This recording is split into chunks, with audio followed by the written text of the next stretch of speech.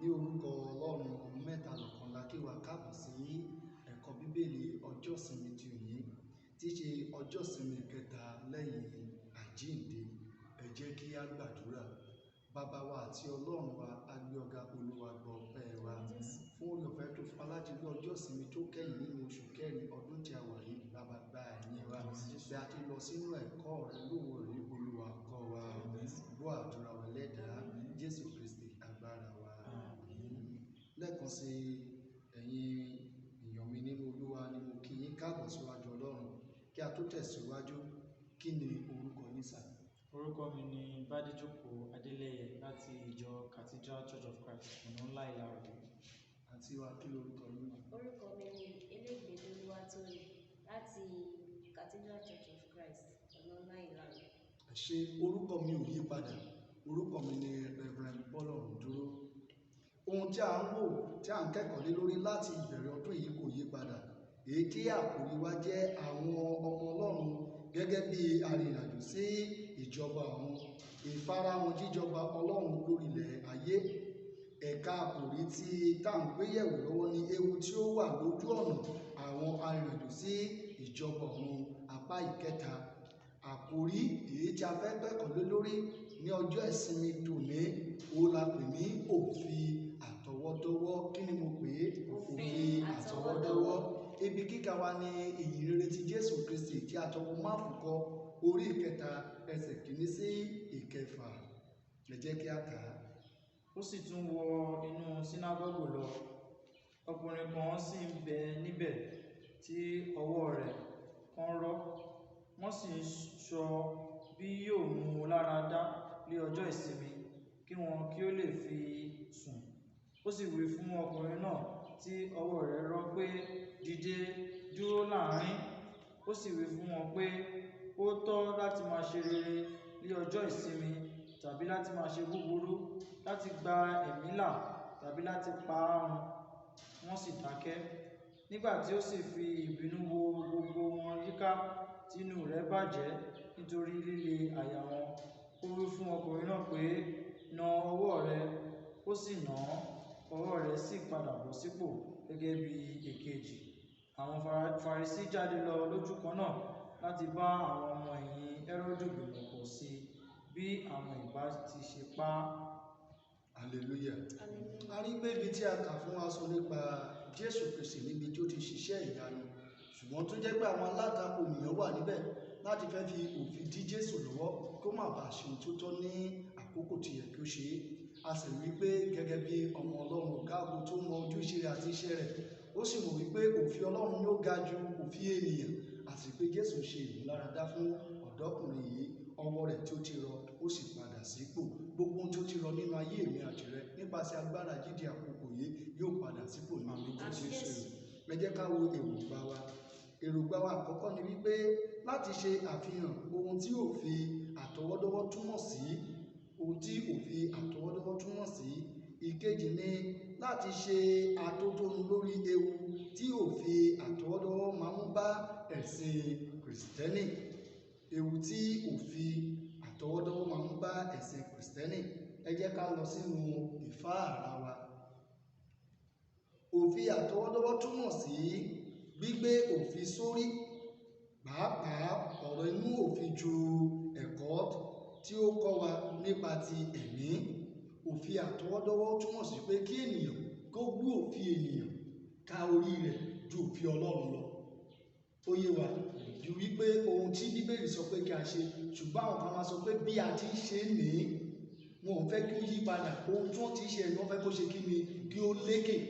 Ṣùgbọ́n ẹ̀kọ́ Bíbélì àtún fi sún kọ́ wa wípé òfin Ọlọ́run òun ló ṣe kí ni, ló yẹ kó múlẹ̀.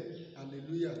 Òfin àtọwọ́dọ́wọ́ máa ń tako ìwà rere kí ó bá lè ṣàfihàn ìwà ìmọ̀tara ẹni àti àdàbọ̀wọ́ ẹ̀sìn. Praise the Lord. Ó máa fi hàn wípé àwa ni ẹ ṣe kí ni, àwa la wà níbẹ̀. Òfin àtọwọ́dọ́wọ́ máa ń lo òfin líle láti fi ìyà tó tóbi jẹ àti láti fi èrè fún onírúurú ìwà.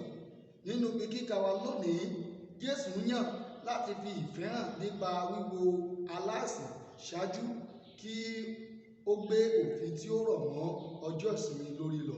Praise the Lord. Ohun tó jẹ Jésù lọ́kàn ni wípé kí arákùnrin tí ọwọ́ rẹ̀ tó rọ̀ yìí kí ó lè rí ìwòsàn rẹ̀ àti àlàáfíà rẹ̀ ló jẹ Jésù lógún ju òfin tó rọ̀ mọ́ ọjọ́ ìsinmi. Ìwọ náà kí ló mú ọ lọ́kàn, sí òfin ni àbí àlàáfíà ọmọnìkejì rẹ? Ẹ jẹ́ ká lọ sínú ìbéèrè wa ti òní. Ìbéèrè fún ìjíròrò: ṣe àlàyé ohun tí òfin àtọwọ́dọ́wọ́ túmọ̀ sí nínú ibi kíkà wa. Ìyẹn gẹ́gẹ́ bí a ti kà nínú ìwé máàpù yìí. Ó yá o.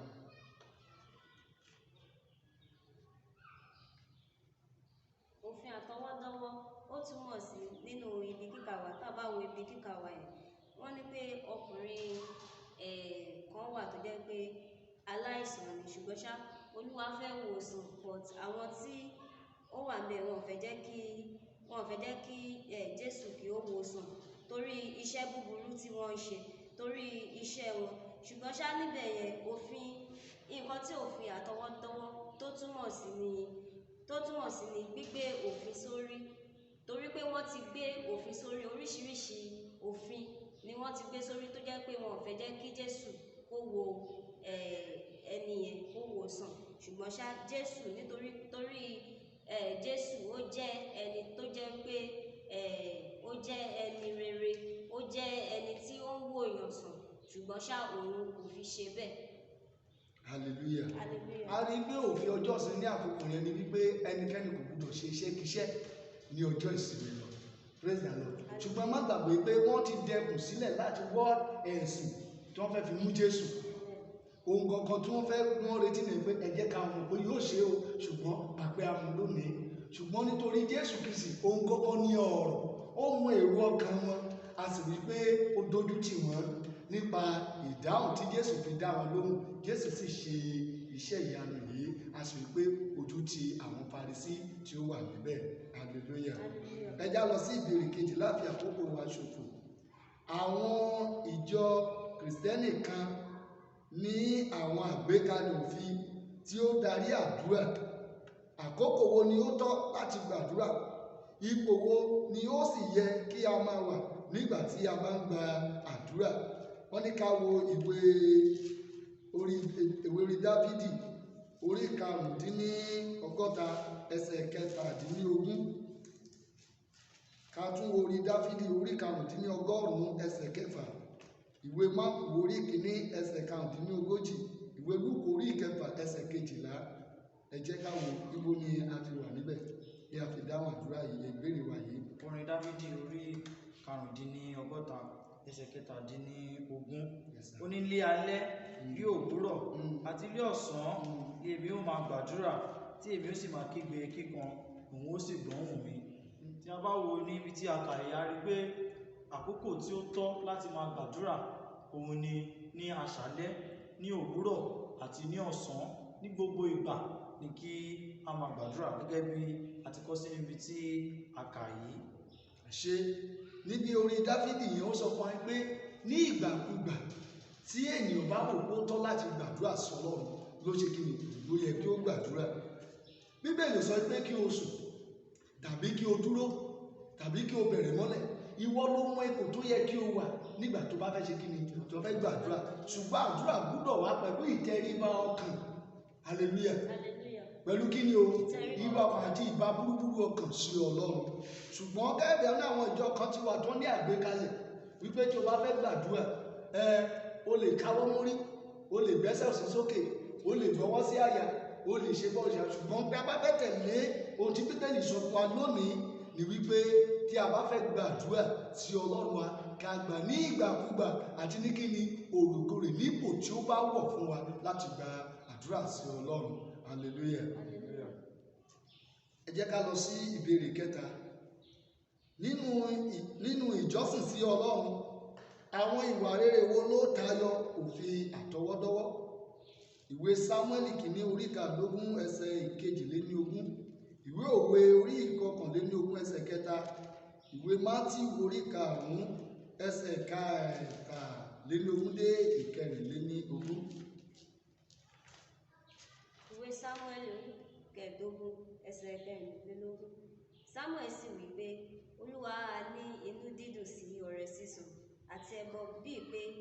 a gba ohùn Olúwa gbọ́. Kíyèsí, ìgbọ́ràn sàn ju ẹbọ lọ, ìfetísílẹ̀ sì sàn ju ọ̀rá àgbò lọ. Nǹkan tó ń bá wa sọ ní ibí yìí, wọ́n ní nínú ìjọsìn sí Ọlọ́run pé àwọn ìwà rere wo ni ó tayọ òfin àtọwọ́dọ́wọ́. Àwọn ìwà rere tí ó tayọ òfin àtọwọ́dọ́wọ́ òun ni wípé kí ọgbọ́n, ìmọ̀ àti òye, àwọn ìwà rere tí ó tayọ àtọwọ́dọ́wọ́ òun nìyẹn. Ṣé mo dá iṣẹ́ ní àfikún sí ìbílẹ̀ yẹn? Bẹ́ẹ̀ ni sọ. Tí a bá wo Sámúẹ́lì tí a kà yẹn, a rí pé gbígbọ́ràn sí àṣẹ Ọlọ́run ó tayọ òfin àtọwọ́dọ́wọ́. Ohun tí Ọlọ́run tí ó bá ní kí a ṣe, ohun tí ó bá sọ, ìlànà tí Ọlọ́run pèsè sílẹ̀ fún wa ni kí a máa tẹ̀lé. Òun ni à ń pè ní ìgbọ́ràn sí àṣẹ Ọlọ́run. Ṣé ìgbọ́ràn sí àṣẹ Ọlọ́run òun ni òfin tó tayọ òfin àtọwọ́dọ́wọ́? Ìdí wo ni òfin àtọwọ́dọ́wọ́ ṣe jẹ́ ewu lójú ọ̀nà arìnrìn sí ìjọba ọ̀run? Ìwé Mátíù orí 17 ẹsẹ̀ 15 dé 18 àti ìwé Kọ́ríńtì kejì orí 3 ẹsẹ̀ 6 apá B.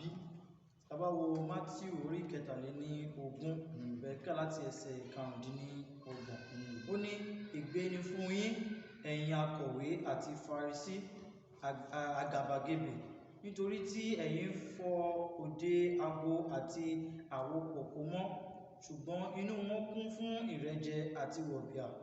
Ìwọ afọ́jú Farisí, tètè kọ́ fọ èyí tí ń bẹ nínú àgbò àti àwòpọ̀kọ̀ mọ́ náà, kí òde wọn kí ó lè mọ́ pẹ̀lú. Ègbé ni fún yín, ẹ̀yin akọ̀wé àti Farisí àgàbàgebè, nítorí tí ẹ̀yin dàbí ibojì funfun tí ó dára ní òde, ṣùgbọ́n nínú wọn kún fún egungun òkú àti fún ẹ̀gbin gbogbo. Gẹ́gẹ́ bẹ́ẹ̀ ni ẹ̀yin pẹ̀lú farahàn ní òde bí olódodo fún ènìyàn, ṣùgbọ́n nínú ẹ̀ kún fún àgàbàgebè àti ẹ̀ṣẹ̀. Ìbéèrè wa ni, ìdí wo ni òfin àtọwọ́dọ́wọ́ ṣe jẹ́ ewu lójú ọ̀nà arìnrìn-àjò sí ìjọba ọ̀run?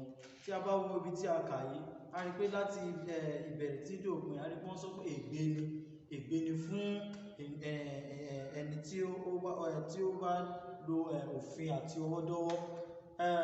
Ibi tí a kà yìí sọ fún wa pé kí a fọ òde tinú.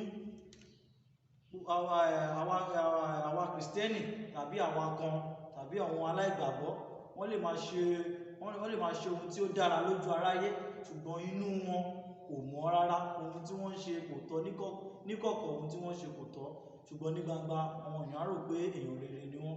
Àbárí Bíbélì sọ pé ègbé ni fúnrú ènìyàn báyìí. Tí a bá wo Kọ́ríńtì kejì tí wọ́n kọ́ tọ́ka sí yẹn, a rí pé wọ́n ní, nítorí òfin tí a kọ́ á máa pani, ṣùgbọ́n ẹ̀mí á máa la ènìyàn.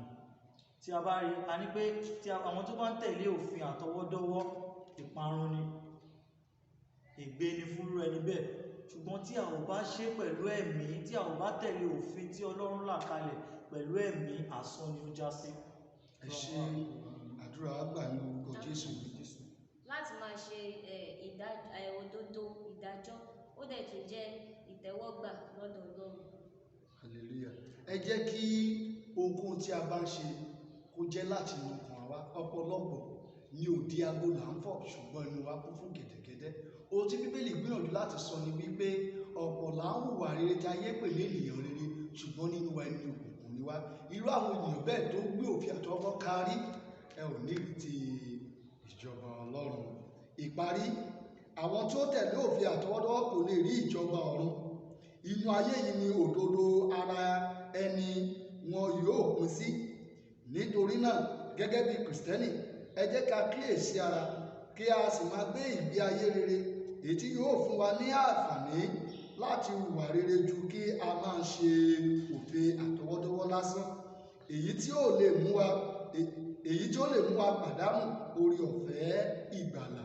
Ní orúkọ Jésù, a ò ní pàdánù oore ọ̀fẹ́ ìgbàlà. Fún ìrònú, òfin àtọwọ́dọ́wọ́ láìsí ìwà rere kò ní ìtumọ̀. Ṣé mo ní ìwà rere? Ṣé ìwọ náà ní ìwà rere? Yẹ ara rẹ wò lónìí bóyá iṣẹ́ rẹ ní ìtumọ̀ níwájú Ọlọ́run.